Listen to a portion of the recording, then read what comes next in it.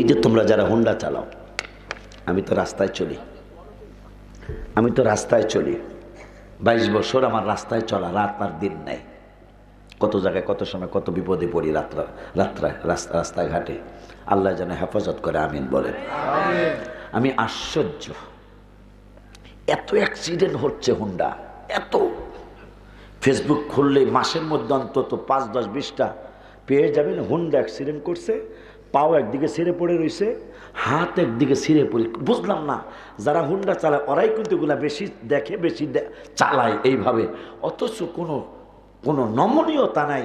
বাচ্চাদের হুন্ডায় উঠলে না জানো তারা কিসে উঠছে, মানে কিভাবে হুন্ডা চালায়। অহরহ বাবা অ্যাক্সিডেন্ট হচ্ছে। তোমাদেরকে আমার ছেলের মতো বয়স যারা 20 বছর যারা, তারা তোমরা সবাই আমার ছেলের মতো। কারণ আমি 22 বছর আগে বিবাহ করেছি। আমার প্রথম সন্তান হইলে এখন ঠিকই বিবাহ করানো লাগতো বা দেওয়া লাগতো। তোমরা আমার ছেলের মতো। আমি তোমাদেরকে নির্দেশ করছি, বাবা হুন্ডা চালাও। বাপের তোমাকে হুন্ডা কিনে দিছে ভালো কথা, কিন্তু ভদ্রভাবে চালাইবা। বাবারে কোন সময় কোন বিপদ আসবে। এই যে বাচ্চা দুইটারে জবাই করলো মায়, আর কি বাচ্চা পাওয়া যাবে না। ঠিক একবার যদি চলে যাও আর কোনোদিন এই পৃথিবীতে আসতে পারবা না। এই জন্য কথাটা মনে হয়েছে একটু বলে দিলাম।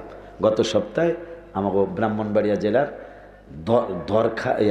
আখাউড়া থানার দরখার বাস স্ট্যান্ড একটা অ্যাক্সিডেন্ট, বড় মর্মান্তিক অ্যাক্সিডেন্ট হয়েছে। দেখলাম আমি আবার এগুলো এখন আগে দেখতে পারতাম, এখন দেখতে পারি না। তাও এইটা দেখছি আমি, দেখলাম একটা পাও ছিঁড়ে, তাইলে কেমন বাড়ি লাগছে। একটা পাও ছিঁড়ে এক জায়গায়, তার বডি আর এক জায়গায়, তার হাত আর এক জায়গায়। এই যে আখাউড়া থানার দরকার একটা বাস স্ট্যান্ড আছে, এই বাস স্ট্যান্ডে পরেই একটা ব্রিজ আছে। এই ব্রিজটায় ট্রাকের সাথে ধাক্কা খেয়ে, কিন্তু কেমন ধাক্কা খেয়েছিল যে পাও ছিঁড়ে গেল। তোমাদেরকে অনুরোধ করছি, বাবা তোমরা আমার ছেলের মতো, যারা হুন্ডা চালাও একটু ভদ্রভাবে চালাও। বাবার কোন সময় বিপদ চলে আসে।